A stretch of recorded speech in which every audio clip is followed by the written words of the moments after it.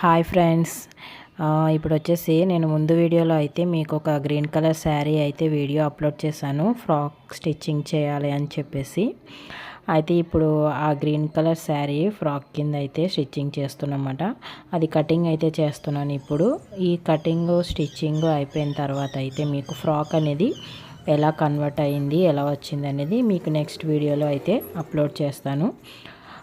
మన ఛానల్ని ఎవరైనా సబ్స్క్రైబ్ చేసుకోకపోతే మన బయోలో లింక్ అయితే ఉంటుంది. అది లింక్ ఓపెన్ చేసి అయితే సబ్స్క్రైబ్ అయితే చేసుకోండి, అలాగ ఫాలో చేయండి.